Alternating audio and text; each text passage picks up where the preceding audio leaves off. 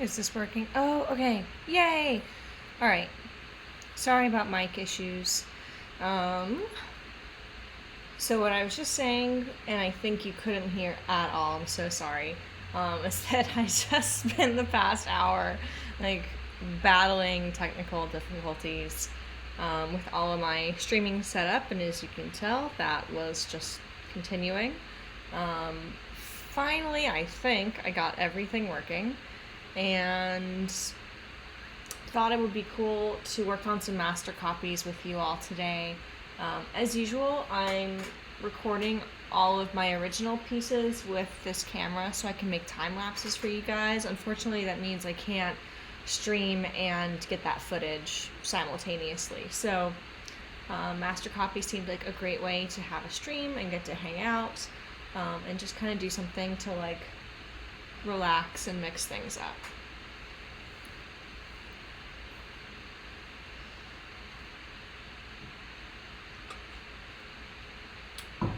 So on my easel, and as you can see on the reference, I have a copy I'm doing for myself of one of Daniel Key's paintings of Paris. It's nice to imagine that we're anywhere except stuck inside our homes right now. And I also have a few Sargent portrait close-ups that I would like to work on. So I think what I'm going to do first here is to go ahead and prep a panel for the second of the two studies that I'm going to work on. So I have right here clean panel. I need to attach a back to it, and then that'll be ready to go. This is an 8x10, and then this piece on the easel is 8x6, so it's the same size as Key's painting.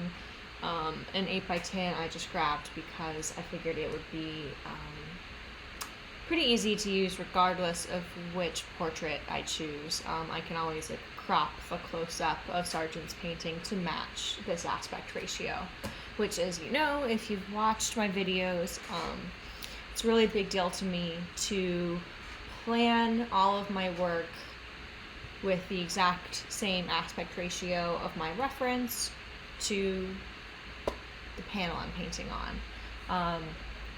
It helps me use the boundaries of both as a really helpful tool for comparison. So if my figure is sitting like here, I can use like this little bit of blank space on this side, and then I can kind of judge the blank space all the way around it to tell if it's actually in the right place. If my reference is not the same aspect ratio, I'm not able to make that comparison. So, to kick things off, I have my little magnetic sheet. I have my panel, and all I am missing are my little adhesive strips. So I'm going to go ahead and grab those, and then I can get this panel set up and we'll be good to go.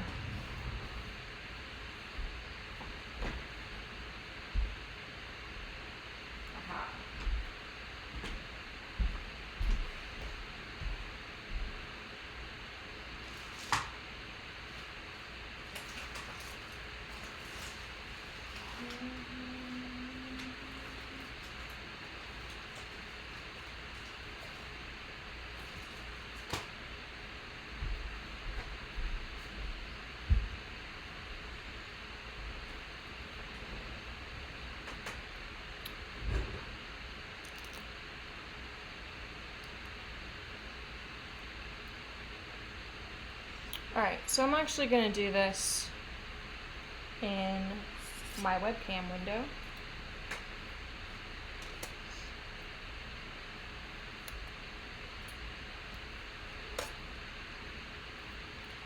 So I've taken first side of adhesive, I'm just pressing it down, and then I'm going to do the same thing on the opposite side. So taking the little red side off of my little command strip, and then placing it over here. And then I just remove the little adhesive film on the other side. And just stick him on the back and press really well. And I have a new panel that's ready to go as soon as I am. You know what, I'm gonna put this on the other side so that it's a little bit less distracting. All right, great.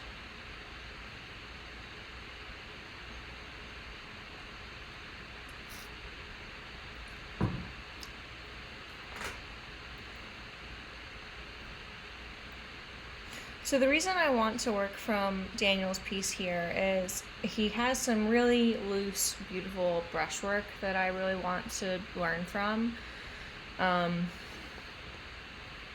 It's just, nothing is too tight, nothing, like everything looks wet, everything looks like energetic and expressive, and I like that a whole lot and want to implement it more in my work. So, it's actually been a really long time since I've worked on this particular study. I think I was working on it a little less than a year ago, and then decided to take some time off from it because I wasn't quite sure how to continue it, and now that feels kind of silly. Like, of course there's a ton more that I know I can do to it, so.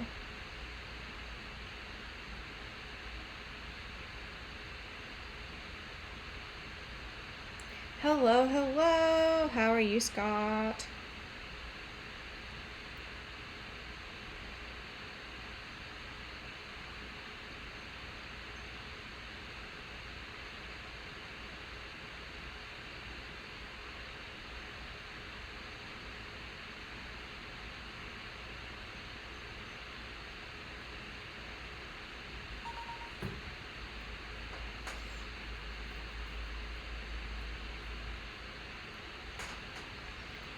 So one big difference between this piece and my reference is that I am very purposefully holding certain details until the end, like the flowers that are in the front of the piece. How's your hand?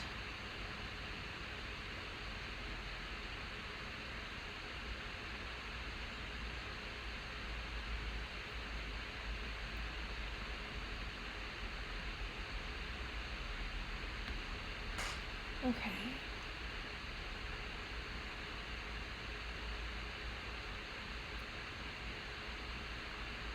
It's funny, I can suddenly see, like, so clearly, so many things. And the question is just like, all right, where do I begin?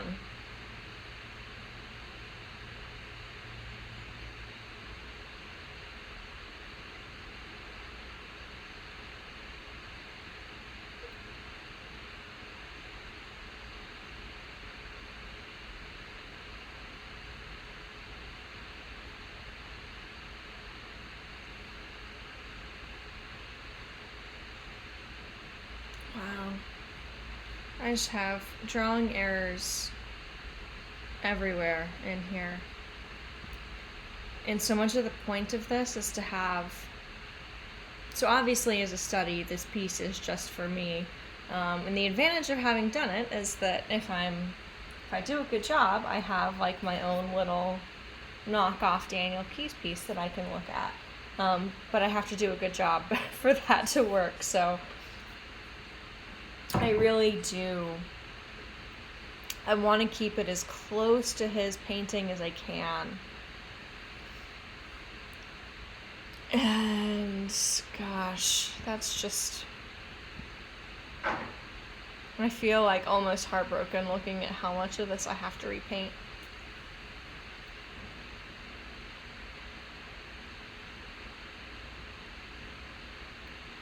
Oh, that's awesome. I'm so glad to hear that it's progressing well. I'm sure that's a big relief.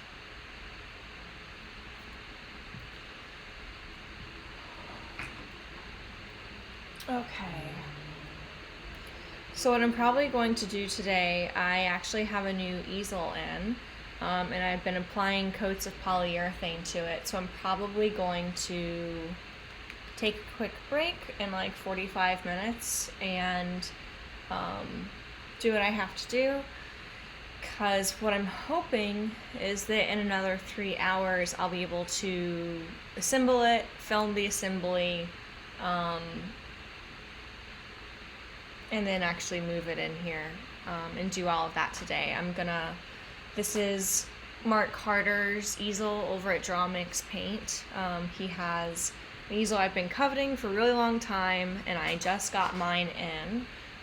So I filmed like a whole unboxing video and filmed me applying varnish to it, and I'm going to film the assembly and just talk about, how easy or not that is, and just kind of show people like how it looks and how it works once it's like up in the studio. I have kind of this like big old dinosaur easel that has definitely like seen better days in here right now, so I'd love to switch those two easels out. But I need my camera for part of that, but hopefully we can get some good painting done before then.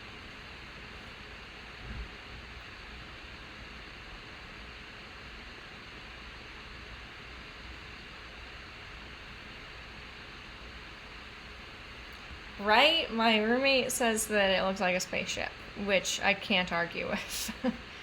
It kind of is a spaceship.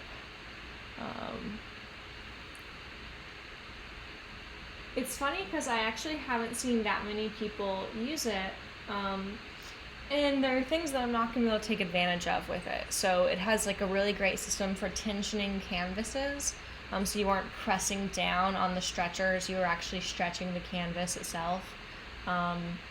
Obviously, since I work on panels, I'm not going to get to take advantage of that, but I just love the counterweight. I love the footprint of it. I think it's a really attractive piece of furniture, so I'm really excited to put it together and use it.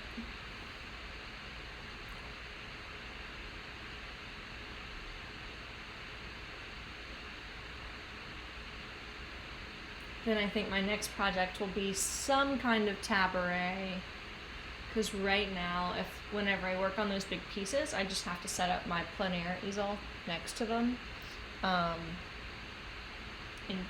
use that as a palette, which is not ideal.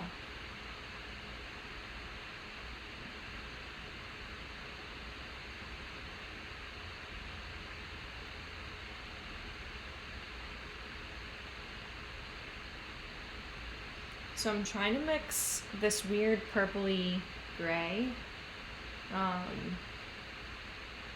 of the urns here. I find mixing grays really difficult. Like, not like I don't understand how to mix gray, but there's so much variation that goes into them that I feel like I have to like putz around for a long time before I land on the actual correct value. Or not even value, like just get the color right. Okay. So I'm not super concerned about the painting part of this right now. I'm kind of just focusing on the drawing.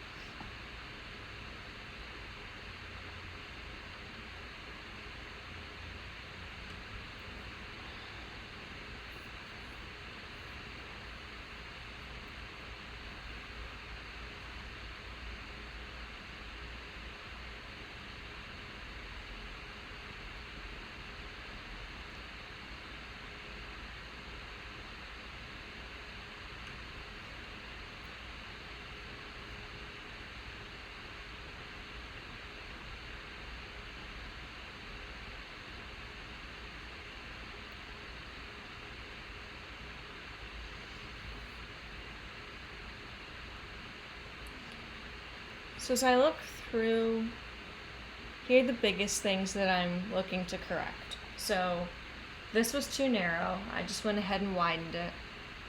This is also going to have to be pushed out a little bit to the right-hand side. And then this urn does need to be pushed out to the right a little bit, but more importantly, it needs to be pushed up. So that top lip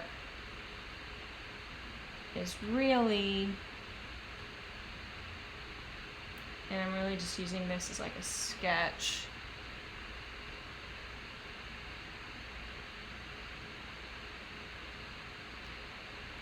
Needs to sit up here.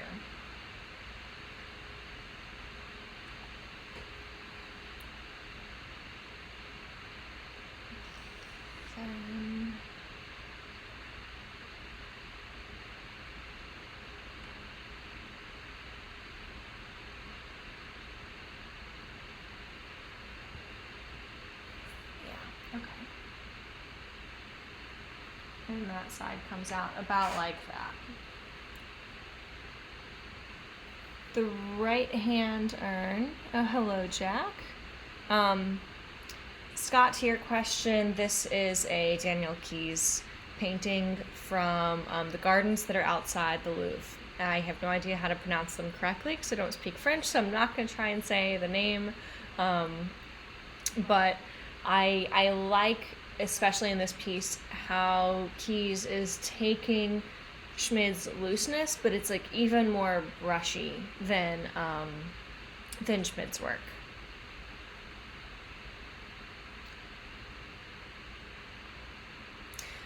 Jack, to your question about plein air painting, yes, I would love to plein air paint. Unfortunately, basically everything in my state is closed for safety reasons regarding the pandemic. So I'm not going to be able to do anything like that for the foreseeable future. Even things like our state parks aren't open, and even so, like, a lot of people are kind of like clamoring to get to these places. So even the places that are open, it's just not very like responsible to go out there. And I'm not close enough to some of the like wide open public spaces that aren't like open or closed.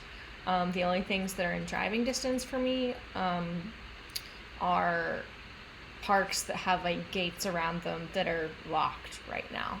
And obviously I'm not going to drive further than that or travel further than that because there's definitely a danger there. I've tried to see, what's like kind of close to me.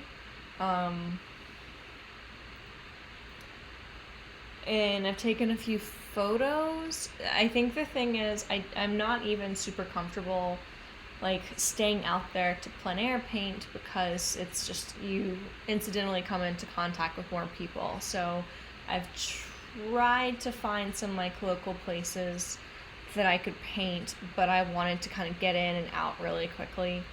So I took some pictures, but they didn't really excite me too much. So master copies it is. But hopefully when this is all over, I can venture out to Paris at some point and do my own like actual original version of this painting.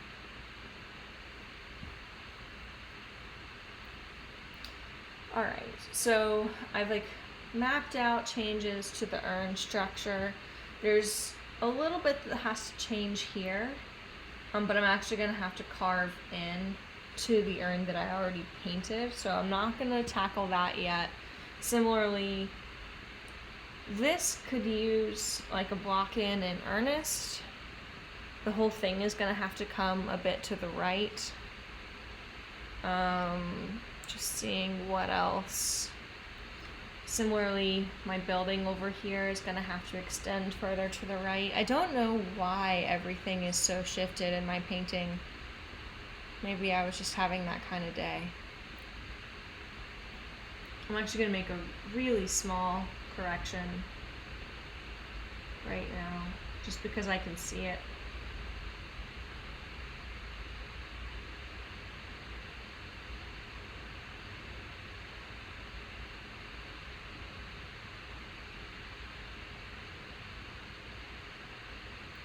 So because I'm like really trying to learn from the brushwork here,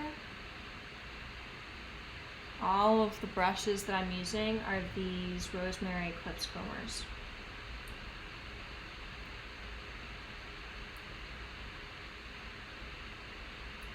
That is not quite the right value, but I know I'm gonna have to paint some variation into this. So I at least appreciate that the drawing is a little more accurate. All right.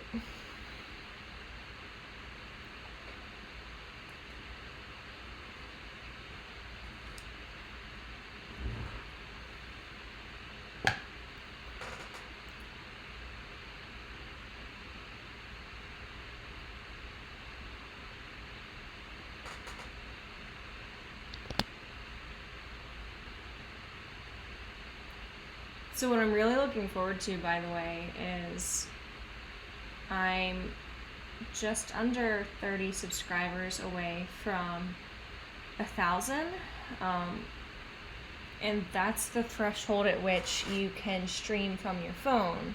So when I get to that point, I'll be able to stream for like original pieces in progress, where I'm actually like I'm using the good camera to get time-lapse footage, but I'll also be able to have the phone going so that I can like talk to you guys while I'm working, which I think will be awesome, and I'm super excited for that. But that's awesome. You got more brushes. Which kinds of brushes did you get?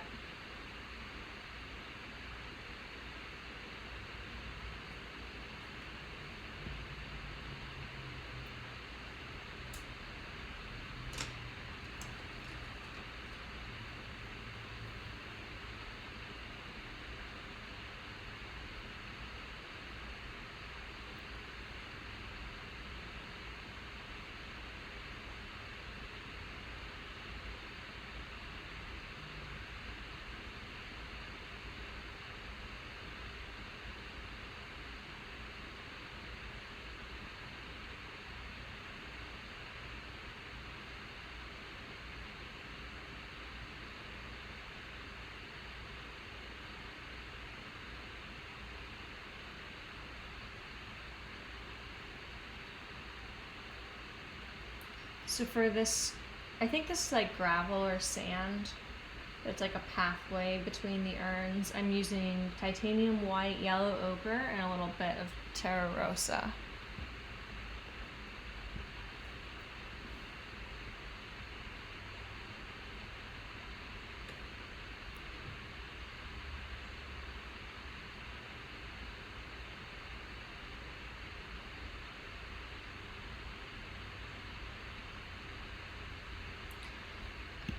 And I'm trying not to be afraid to like paint outside the lines, so to speak. I'd rather kind of have overlapping paint shapes so that I can play with the edges than try and be really tight and like have the edges just barely kissing. They're definitely like different schools of thought on this, but to the best of my understanding, this is how Daniel tends to paint. So as long as I'm kind of getting closer to the right drawing, I'm not super concerned with whether or not I'm like pushing a shape past the edge that it ought to have. Okay, so now that I have this particular color mixed, I'm gonna clean up this urn.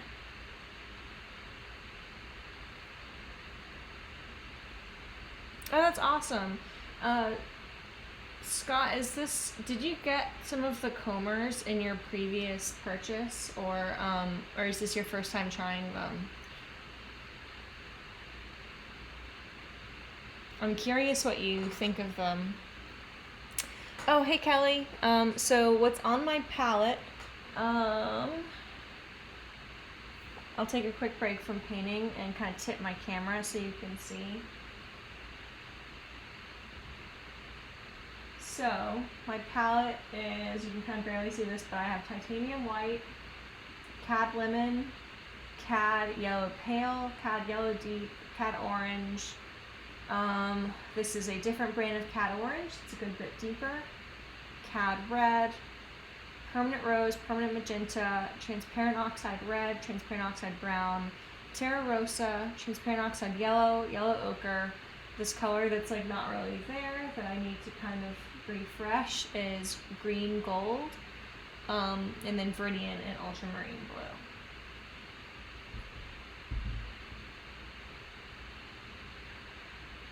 Alright. Okay, good. So that refocused. Oh no, but you can't. There we go. Now you can see the whole painting. Okay, awesome. Yeah, I'm very curious because for me, like, they're such a good brush, but they were so frustrating at first, which doesn't mean that I think they have to be frustrating. Hopefully you can kind of benefit from, like, I don't know, I feel like there's like a cute phrase for this that I can't think of, but basically can benefit from my own mistakes and my own like misadventures with them and kind of not understanding how to use them. So just put a lot of paint on them, use them really softly, and they will do what you want. But that being said, it definitely does like take time to understand how they want to be used. And even now, like, I am absolutely still learning how to use them, which I actually think is like kind of cool. I definitely enjoy knowing that like the journey is ongoing and my best paintings are ahead of me. Obviously there are times when I feel like pretty impatient about that and would like my best paintings to come right now because maybe I have some really great idea and I'm like, wow, it'd be like really cool if I were just a sergeant level painter today. Thank you in advance, universe, for the help. Okay.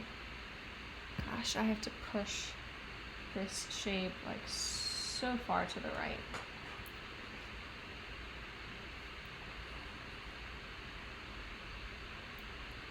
But at the same time, I think the paintings I make are quite lovely as is, and it's nice to like have something to look forward to. I don't know, that was like really cheesy, but I hope you got something from it, and you are very, very welcome, Kelly.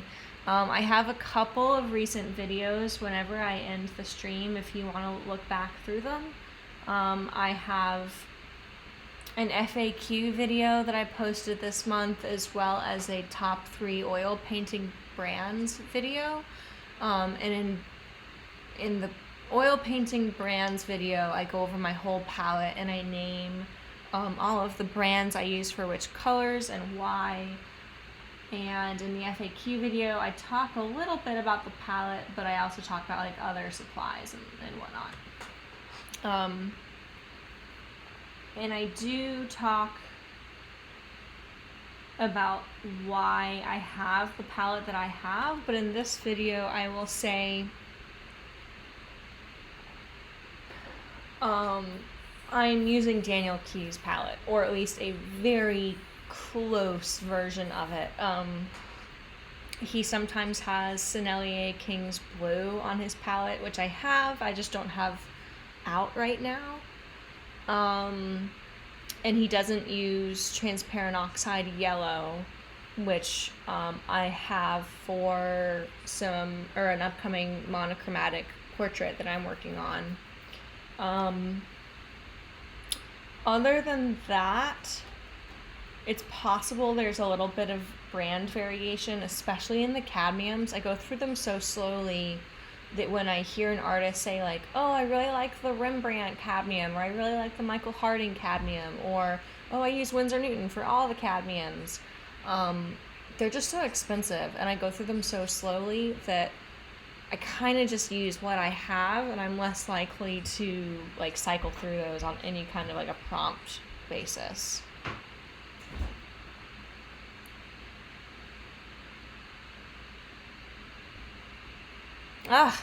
Okay, I'm glad to hear that I have someone else who likes the transparent oxide yellow. I think I found out about it through Casey Baugh. But I don't know if that's true. Like, now I have no idea, or at least I have no certainty as to like where I found out about it from. And there was a brief period where I thought I might replace yellow ochre with it, but I'm kind of uncertain because none of the artists that I'm like trying to emulate actively right now have it on their palette, so I kind of keep it around, just kind of like hoping someone's gonna like get really excited about it and tell me what they use it for. So far though, I like it for transparent paintings, and other than that, generally speaking, yellow ochre is a little bit more versatile.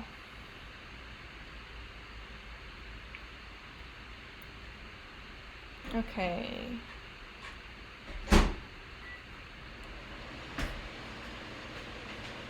I think that's a great attitude regarding the combers, and I think it's like really nice that you're not used to the stiff bristle brushes. I think it's I mean, I suspect if you're used to a softer brush, the thing to get used to with the comber is going to be just like how irregular all of your brushwork becomes. So I have like a couple brushes that are sort of like this, a couple of combers, and then I have a couple of Master's Choice. Yeah. Okay.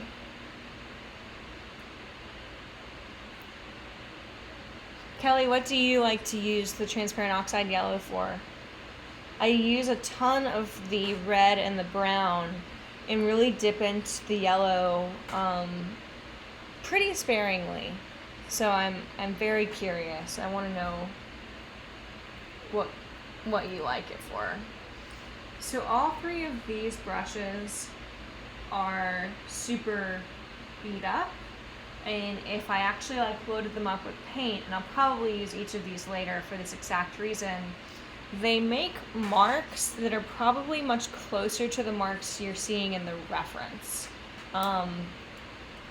So these are going to be really useful, but you also kind of have to accept, like, when I start to use these, no brush mark is going to look identical to his. It's just going to be too impossible to replicate.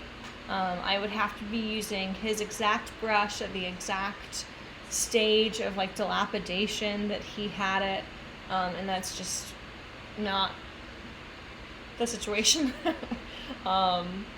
So I can make a mark that's very similar and has like the same feel as the marks that he made, but I think that's probably like what's going to feel most unusual to you with the combers, because most synthetic brushes are so perfect and so symmetrical and really don't create that much texture when you make marks.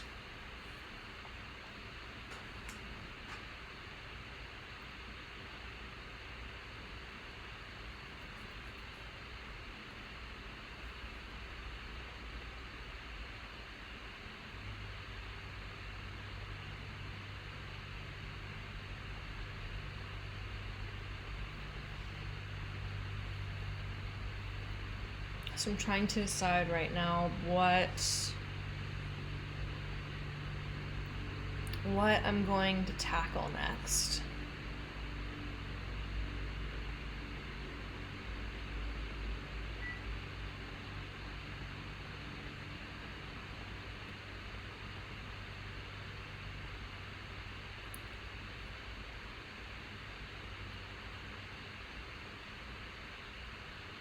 Oh my god, I almost had to sneeze and I couldn't.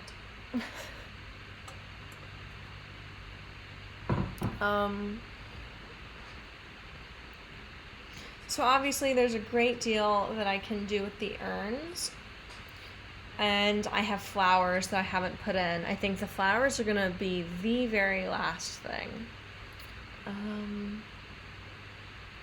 Okay, transparent oxide yellow for glazing and temperature corrections and portraiture makes a pretty pale yellow when mixed with titanium white to brighten accents in sunlit areas and landscape.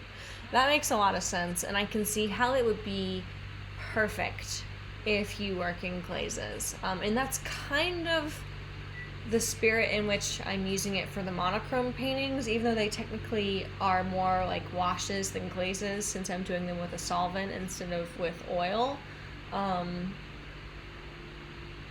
Yeah, I can see how that would be an awesome color for that.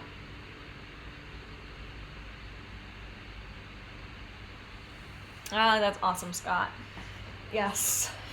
I'm excited to hear what you learn from them, like, because they always have something to teach you, even if you go in with like a really good intellectual understanding. I don't know, they're like these little Buddhist masters showing us the foolishness of our ways.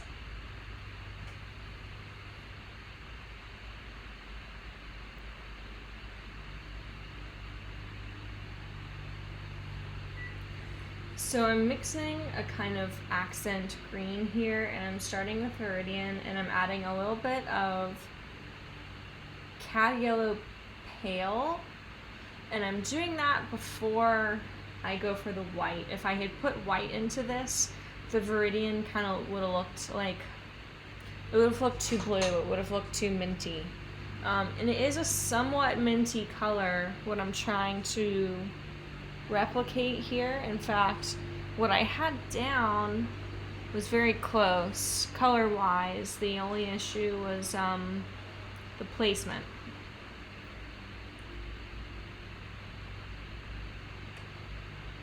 I do think it's just a touch too cool. So now I'm going for yellow ochre. I'm just wondering if it needs to be a little bit desaturated in addition to getting a little bit warmer. Yeah.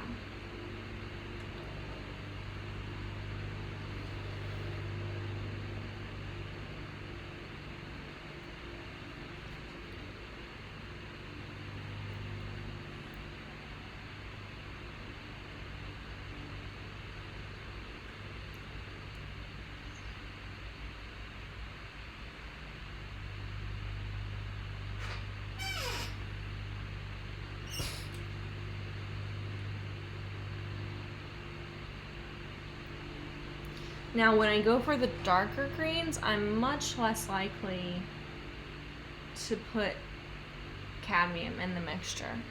I'm more likely to grab transparent oxide red, which will help it maintain a depth of value.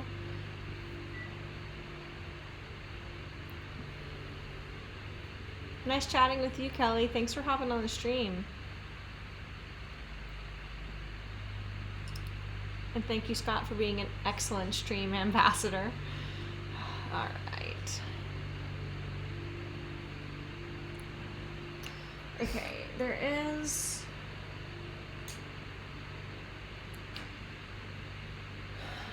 So I wanted to kind of make that drawing adjustment. Over here is not far off. There's a small correction here. This is going to require so much repainting that I'm not sure like drawing markers are going to help me the same way they are on these two sides. Tree overall is looking good. I'm gonna have to spend some serious time on the buildings. I suppose I could go ahead and put in a few things there. And then what I want to do next is like fully paint this bottom section. I'm gonna leave the urn. The urn's gonna be painted back into the grass, and I'm gonna leave the flowers, which are gonna come on once everything else is correct in the section. It's gonna go on over top while everything is still wet.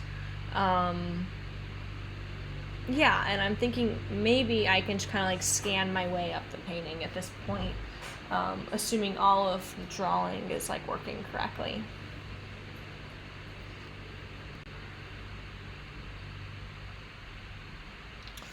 So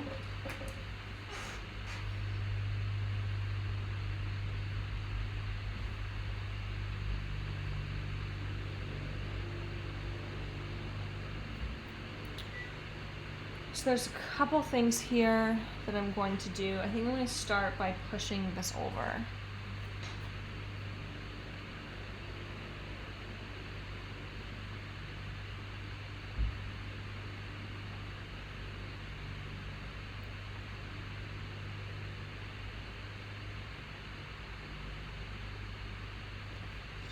So the actual building, this side or this area of it actually starts about here. So I'm going to have to extend this roof color, which is going to be ultramarine, transparent oxide brown, and white to start. My instinct is that I'm going to have to put in some permanent magenta. To me it just reads a little bit more warm and not the kind of warm that the brown is going to fix.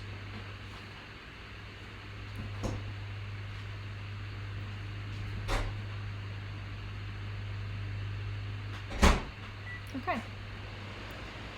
That looks pretty darn close.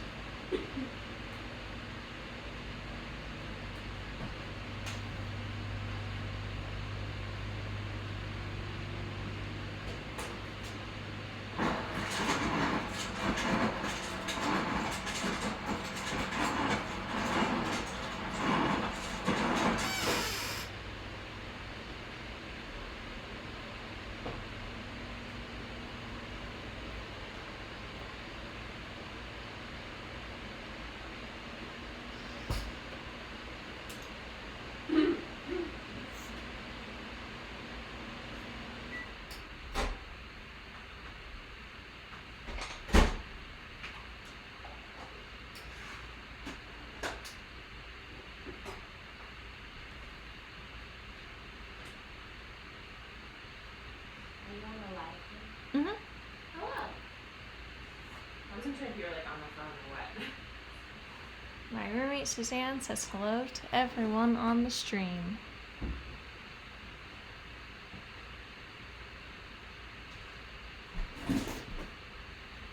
The stream's on like almost, I think, a 30-second delay, so.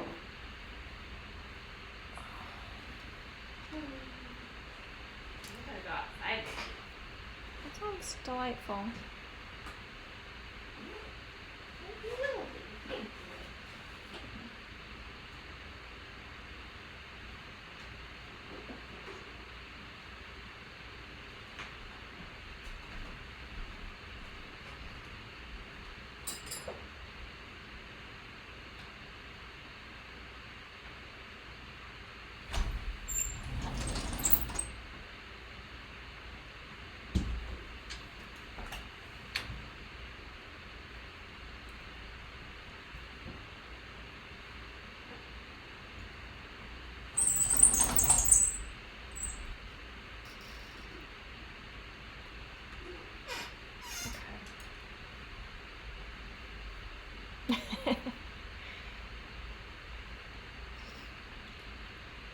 She just ventured out to the back deck, but I will tell her when she returns. Oh, goodness. Okay.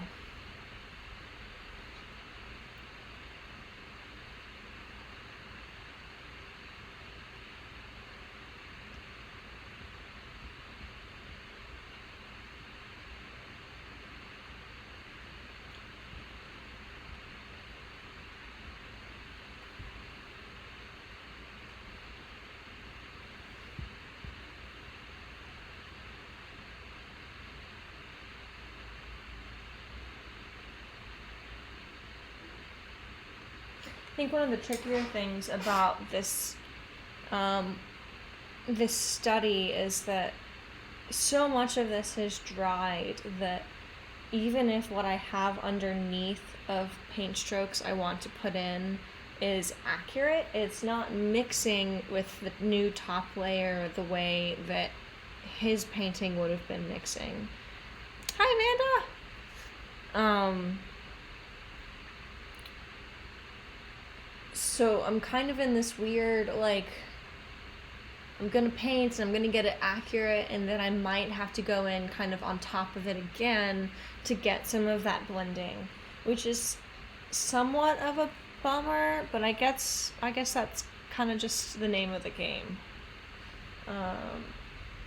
Speaking of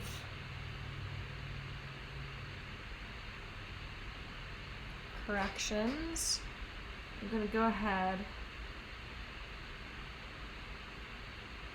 and correct that whole urn.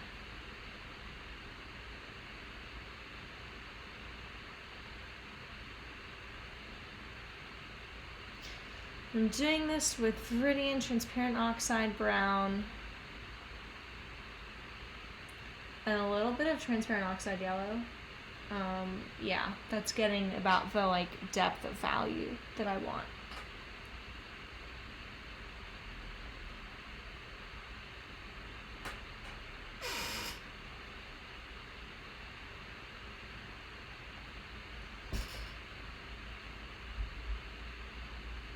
It's funny, the last time I was working on this, I was listening to a book on Audible, and just as I look at it, I literally remember certain passages of the book.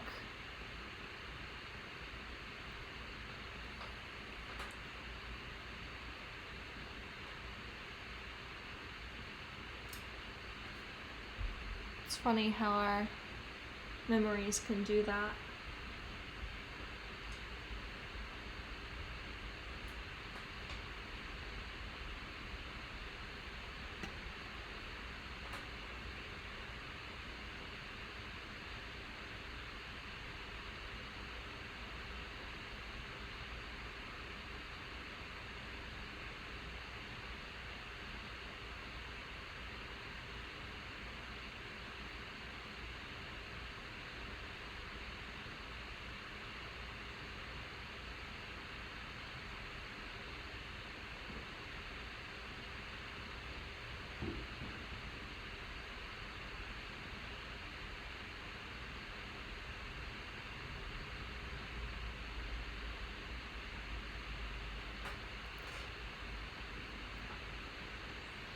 How are you today, Amanda? How is Godiva?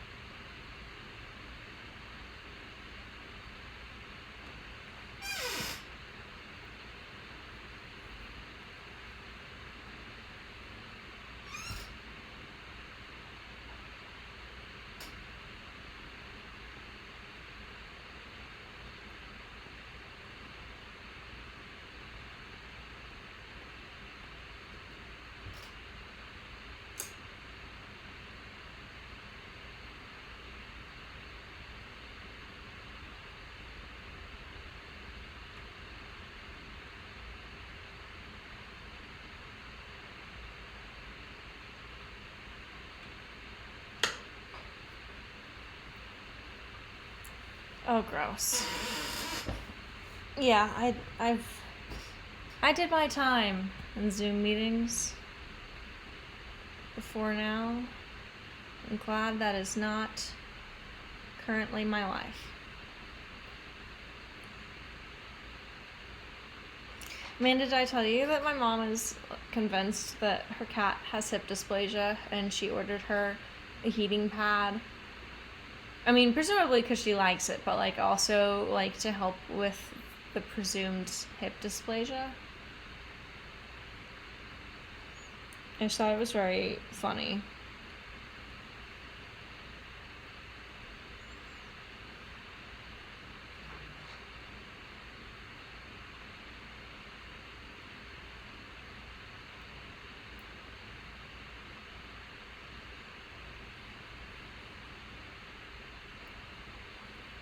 Speaking of cute animals, oh, mine's looking out the window. She's wondering why Suzanne is outside and she doesn't get to be outside.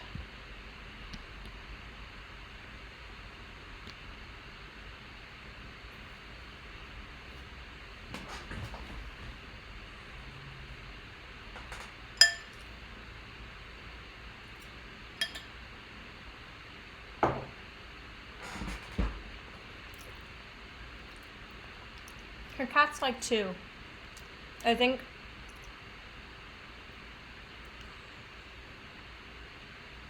this is a side effect of having to stay home and not having enough to do.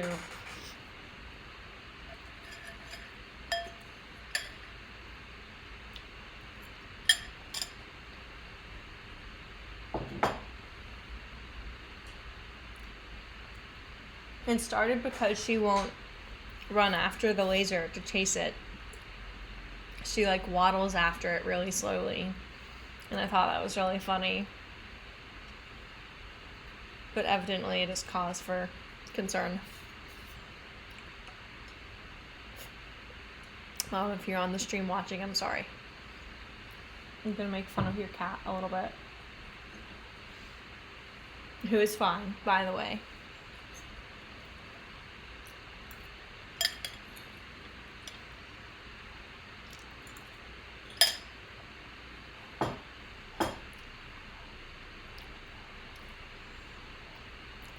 Yes, she's very toasty and gets lots of attention. And I think is doing fine, in my non-veterinary opinion.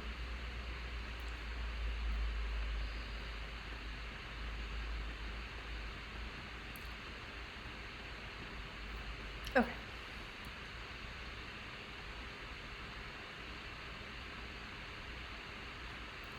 I'm trying to just mass in some of these sections. Like, I'm not super concerned about, like,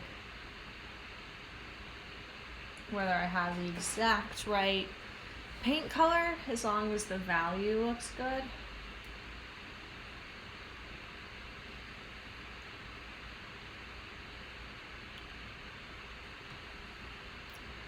Because I want to be able to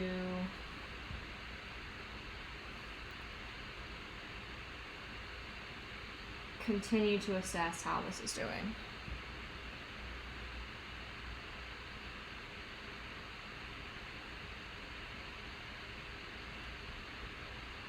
That is not symmetrical at all.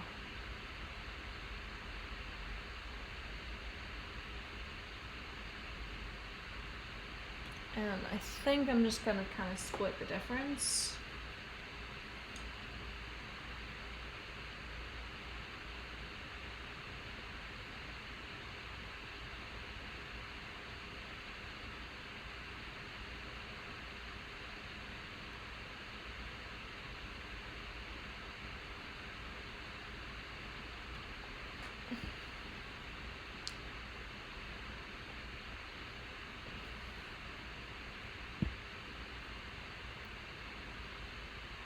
For the time being, and then I'll check and like see what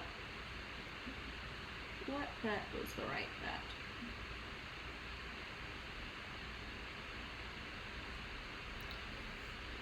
bet. Okay, that is too white.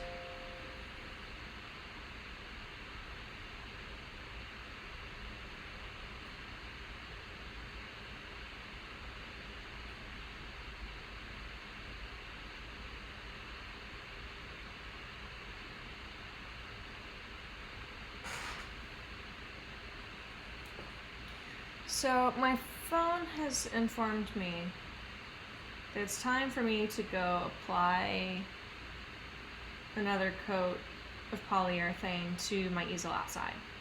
So the question I pose to you all is, should I leave the stream going and just like take a quick break to do that, or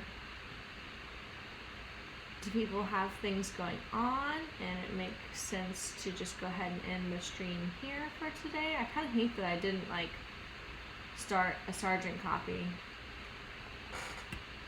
but you know, there's always can be more fodder for an upcoming stream.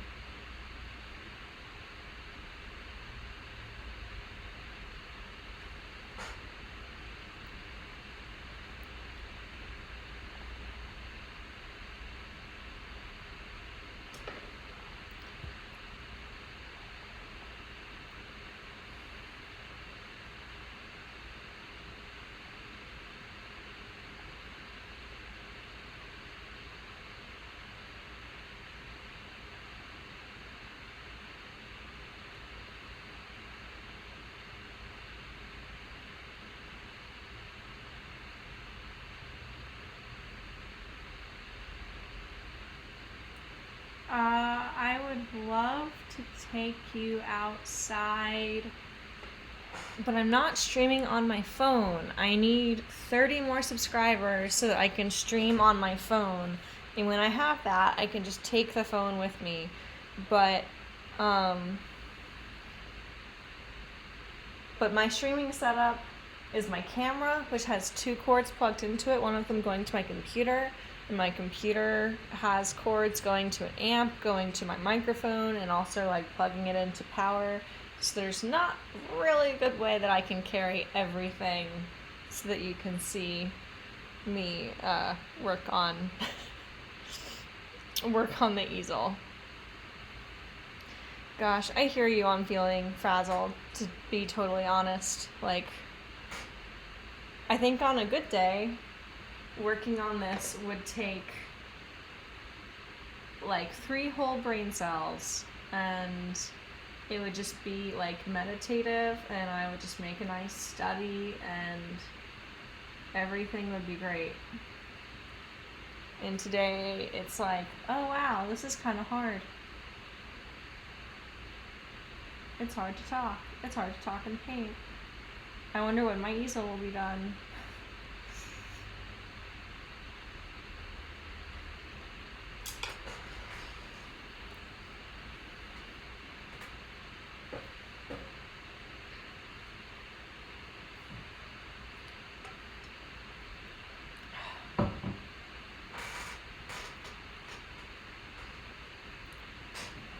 I think you're gonna have to like battle to the death in the chat to figure out who wins.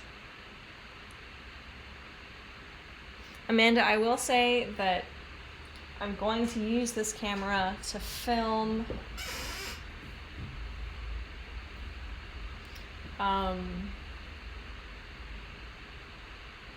like the whole assembly of the easel. So I'm gonna have a video probably on Monday that's going to be like unboxing the easel, applying polyurethane, and then assembling it and like putting it in the studio, which I think will be, I'm really excited about it. And hopefully people who've been tempted to get this particular easel, it's from Mark Carter's Draw Mix Paint channel. I'm hoping that they find it really helpful, because they have really good instructions, but nonetheless I feel like it's always handy to see how just literally how easy it is for those kinds of things to go together, and what they look like, because they sell a walnut version and an unpainted version, and I got the unpainted version, but I knew I wanted to put some polyurethane on it, which richens up the color a little bit, so I'm sure people will like to see what that looks like too.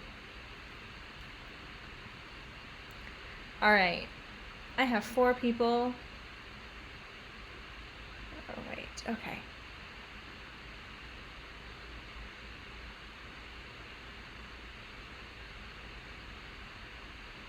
It's a pretty big easel. It's not gonna have a larger footprint than the easel I currently have. But yeah, it's gonna be awesome too. So I actually custom ordered it with casters on it so that I could like wheel it around, which I'm very excited about.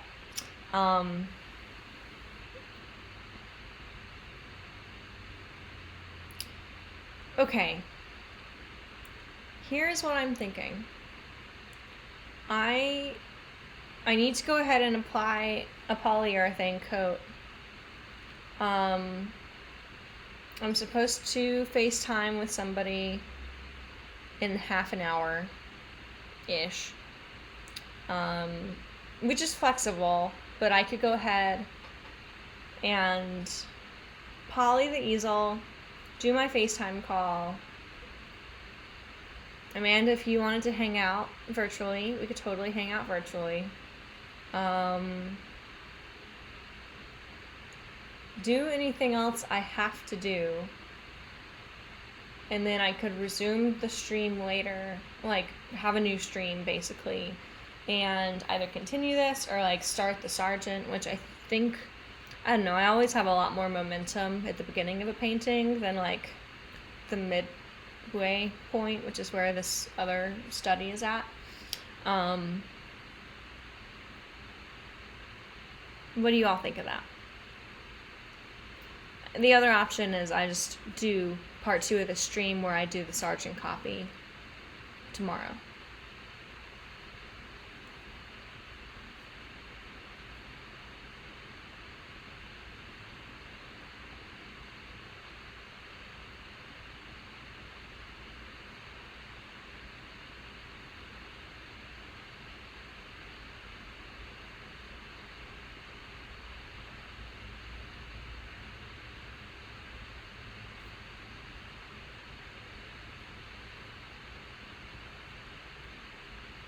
Cool. Just to be clear, is that like a vote for let's resume the stream later or let's resume the stream tomorrow?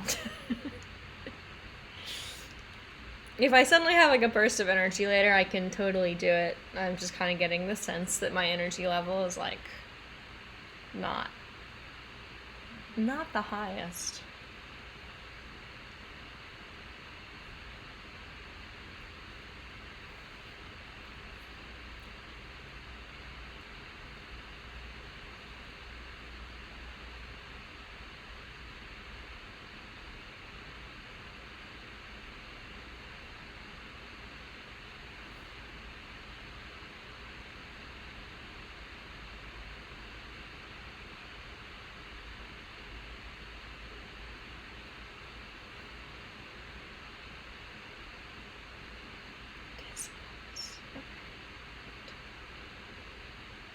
Okay, awesome.